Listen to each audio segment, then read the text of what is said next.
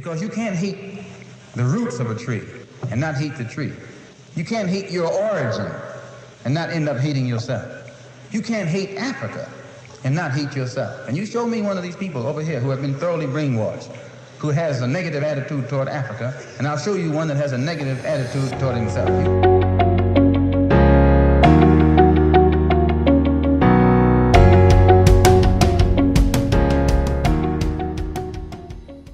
So in 2014, my life was transformed forever. My wife and I took a trip to Ferguson, Missouri, and around this time it was the aftermath of the shooting of Mike Brown. And I remember for this time I was not as connected to some of my marginalized communities because I had matriculated through college. I had kind of moved into middle-class Black America. But after so much of a wave of just oppression amongst people, I realized that I wanted to do something. I wanted to get involved, and I didn't know how. I was a part of an organization at this time by the name of the Impact Movement that services communities of African descent. And so I understood the value and authenticity of being deeply connected to the experience. However, I wasn't as involved as I wanted to be. And so I remember walking through the apartment complex, and I saw this mound of teddy bears and flowers and roses. And then the image that stood out in my mind was the paw of a teddy bear that had blood on it. And it was the blood of Mike Brown. Later on that day with the NAACP, we marched through a town called Rosebud, Missouri. And we saw multiple generations from young to old. And the things that they were saying were absolutely in contradiction to what I had been taught about humanity and the love that we ought to have for one another. And that was the moment my life got transformed. And I realized that if I don't do something about the problems facing my community, then no one will. And in 2014, after this trip to Ferguson, Missouri, I remember having a conversation with a friend. And we started talking about the problems facing communities, particularly communities of African descent and Black men. And we walked away and we said, if we don't do anything as a result of this conversation, then we are just as much a part of the problem as anybody else. And so we said, what are we going to do? We said, I don't know. Well, what have been the transforming agents in our lives? We said, number one, it's our relationship with Christ. Number two, it's an understanding and an affirmation of our Black identity. And number three, it's an ability to have, a certain level of social mobility, right? We know how to get jobs. We know how to at least take care of ourselves. And so we said, what do we do from here? So I don't know. Let's just take Black people back to Africa. And then and about a year later, we formed our first cohort of Ghana 360.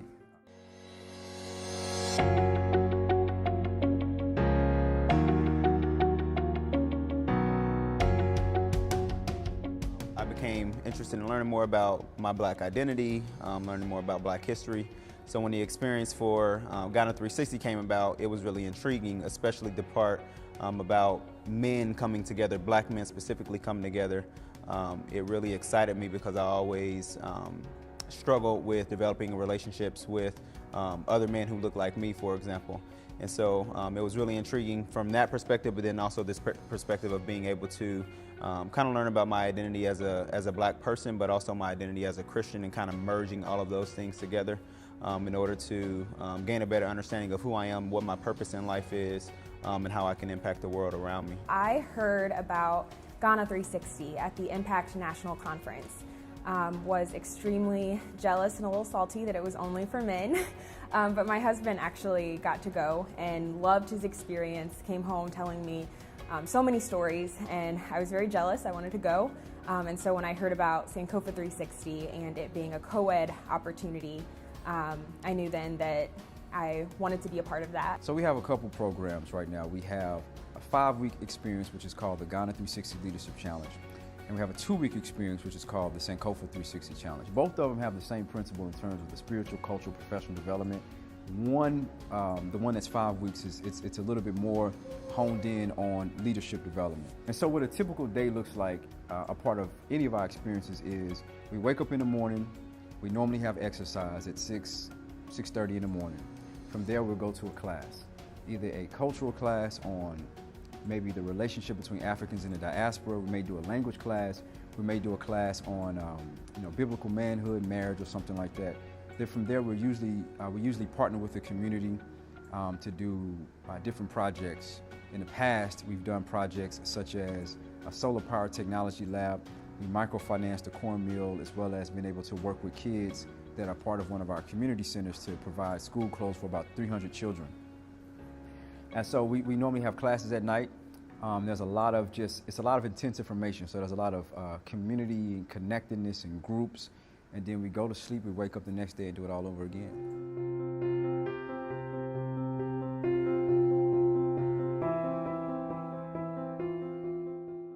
So growing up in this environment, there's kind of this, within the community specifically, there's this sense of hypermasculinity, right? So you have to be super macho. You kind of have to be a certain way in order to be received as a man, in order to be respected.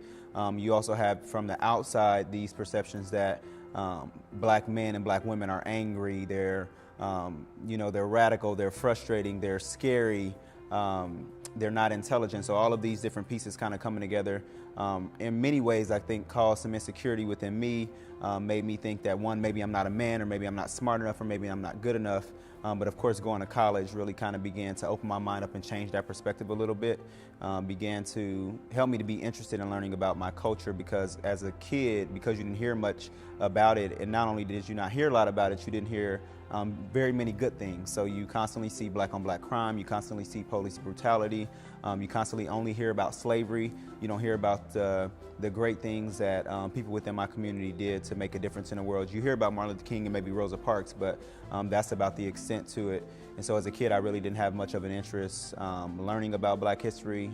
It just didn't seem like anything that was worth knowing about. Racial formation is oftentimes in this country, especially for African Americans, is often formed in a very oppositional kind of quality or an oppositional setting, right?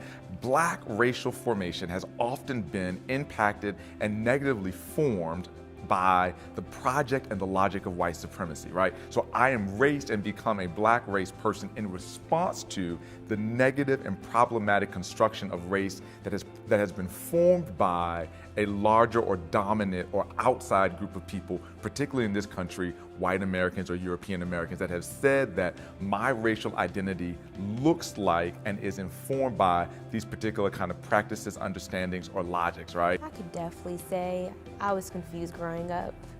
I went to an all-black school from elementary to middle school, which was cool. And I still had identity issues because being lighter or having nicer hair made you considered better than the other students.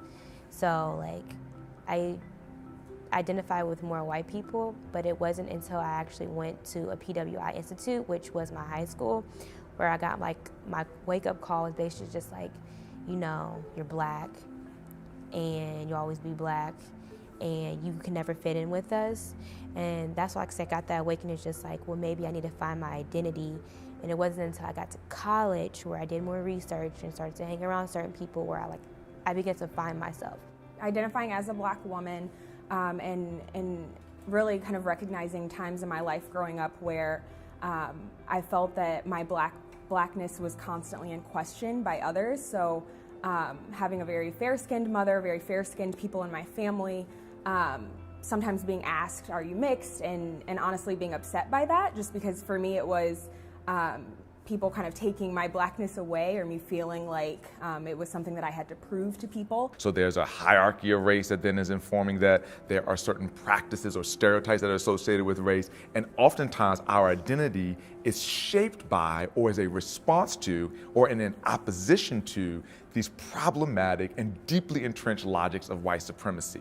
Ethnicity, right, or positive formation of race is often in not response to white supremacy or the logics or the problems of the social construction of race, but it is in response to a shared idea of who we are, of what our histories are, how we practice or engage in certain kinds of ideas together, and therefore we develop that rather than in opposition to white supremacy or in opposition to certain kinds of intrinsic or extrinsic violences, we develop that in response to a desire to create a way of living in the world that is authentic and real to who we are.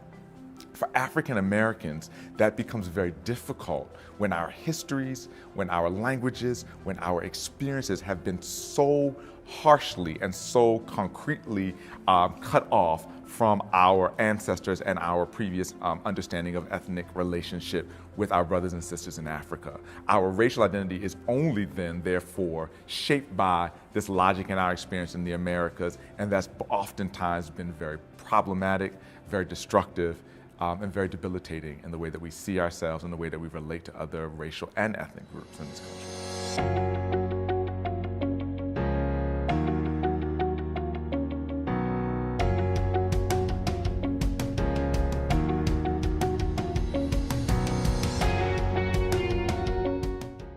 I would say the first thing that I think I was aware of, I think my heart was beating so fast because the reality that I flew for hours across the seas to get to Africa when it was always just, it was always like, it was something that I would say, like, I want to go to the motherland one day, but to think, no, I'm not thinking about it, I'm actually here.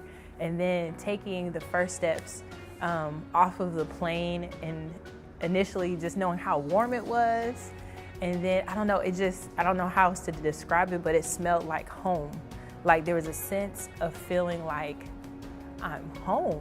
You feel like you belong immediately. Just looking around the space, everybody looks like you, so it's like, wow, this is very different, yet I feel so at home. You know, the smell in the space is different, but it just smells so good. It's like a sweet aroma because it feels like home. And so, you know, walking off the plane, seeing the different people, there's this sense of fear because you don't know what to expect, but people welcome you. They say welcome home as you interact with them. They're excited to help you with your luggage. They're excited to get to know you. They're excited to embrace you, and that's a feeling that you don't get very frequently in the States, even among other people that may look like you. You may get a head nod every once in a while, but in this particular space, it felt so much more genuine. It felt so much more lively, so much more energetic, and it was just a feeling like no other. Favorite foods? I don't even know if I could pick because I loved it all. So I loved the fish. I would say that was a favorite. I didn't love what it looked like because I don't like things that still have eyes on them. Like I wanted it to be like, you know, a little chopped and prepared for me. But I mean, it was fresh, probably the freshest fish I've ever had. We normally eat the same thing every day, chicken and rice, and a food called bofroats, which are like these fried donuts, which will change your life forever. I really believe that God made them with his own hands and delivered them to us to eat. I mean, bofroats are life transform. I mean, they change your whole life. I think as a result of being deeply disconnected from the continent of Africa, from our ethnic, religious, and cultural background that emerges from an African or an African-centered relationship with the continent, it's been that African Americans primarily have a very negative perception of the continent of Africa, have a lack of a desire to be involved with it either socially, recreationally, religiously, or economically. I also think that African Americans have adopted much of the colonial worldview that has been associated with the African continent, that continent has very little to offer to us, that it provided very little in the formation of the Western world, and that it also did very little as it relates to the construction of what we understand as an African American identity or an African American ethnic formation. We are not simply black folks that are sitting here who have made up or who have made primarily up of our European forebears. No, much of who we are as black folks in this country is formed and shaped by our relationship to the African continent. When we first landed in Ghana, we were in Accra, and then we drove 2 hours, 3 hours to Cape Coast, which was absolutely beautiful. And you know, we had our roommates. Bree was my roommate. Love you, Bree. It was nice, 2-bedroom. The water was cold, which I got to adjust to. It was whatever, it was hot, so I was okay with that. So the living in the University of Cape Coast was fun.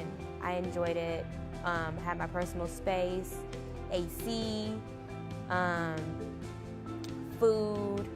You get what I'm saying? Only thing that was like, was the bugs, you know, and the lizards, because I hate lizards. It was cool. As African Americans, and I think it made me realize being over there how much I was not as proud of my heritage as I was once I went. I've gone through stages of feeling really militant, but not with a purpose, because I didn't really know my history. I just knew, like, I'm pro-Black, everything is Black, but if you start asking me questions about my heritage and where I come from, it was like, You know, where now it's like, nah, I've actually really been to Africa, and now, especially when we went to the slave castle and where the slaves had the last bath, like having those experiences and being able to talk about like the Asante tribe and where all of this came from, and slavery and why, you know, slavery occurred and all these things. Now it's a different conversation with people. And last but not least, I will say this, what was very impactful was when we had Ghanaians and African Americans in the room together and we did the Unite conference. That literally also was a life-changing experience, because it made me realize for the first time the reason why I felt like we have so much division is, again, the narrative. We're both told the same things in different ways. They're told things about African Americans that comes from a white perspective. We're told things about Africans that comes from a white perspective. Hence, it's being strategically created, it's strategically creating division. I think the first step is that once we have been authorized and energized to think about our subject formation as something that is critical and important, that we need to join together with other folks that are doing this kind of work, right? We need to join together with other folks that are suggesting that the church, that our relationship to Africa, that even our understanding of missions should be different. We need to gather together with those folks and begin to say, what is this curriculum that we should now be engaged in, and what should that look like, right? We need to look at folks that are doing that kind of work, right, around the country. We have progressive movements that are doing this kind of work, that are looking at the relationship of Black liberation to African liberation. We have folks that are doing things around Black and African theology in the academy. We have folks that are raising up activist groups to kind of think about those kinds of work. And then we have folks like Anidaso, we have folks and other organizations that are saying we've got to send folks back to not to offer Africa something, not to be in this kind of philanthropic, kind of paternalistic mode, but to learn in collaboration with our brothers and sisters and to create these conditions. I would say we got to start reading some things differently. We need to go and read James Cone. We need to read Emily Towns. We need to read Vincent Harding. We need to read, Black and African theologians together, and to begin to ask the question of, how is this different from what we've heard? How does this change the way that we have thought about the scripture or the gospel? How does this open up new venues for us to be in community and partnership with one another? And so I would say, let's start reading, let's start collaborating and work together. Let's start engaging with folks who are already doing this work, right? I think that we need to imagine that we are seriously deficient and seriously broken in the way that we've been formed, and that if that is the case, we cannot walk, but we need to run to solutions and initiatives and communities that will teach us how to love ourselves and to see ourselves in the full image that God has made us as African and as African descended peoples. So for me, it was just, Sankofa 360 was almost like someone just giving me this like empowerment that I needed to know that you as a Black Christian can feel the way that you feel, can have the experience that you've had, can be upset by the things that you see in the world, and you can even go on to bring about change in those things. You don't have to keep your mouth closed. You don't have to be insecure in the things that you say. Become educated and just learning the power of knowledge and learning other people's experience, sharing your experience. It's really just all been like more life-changing than I can put into words. The trip definitely helped to discover another identity that I had, and that was that I was African American for a long time. I would call myself just black because I didn't identify with African, because I didn't know anything about those people. I didn't know anything about the roots of Africa. I didn't even know where I come from. So it's just like, why would I call myself African if I don't even know what part of Africa my ancestors are from? Therefore, I don't identify with them. And then when I went to Ghana, it was just like, welcome home. You know, you're back, and it doesn't matter what part you're from, you're back home. And I got that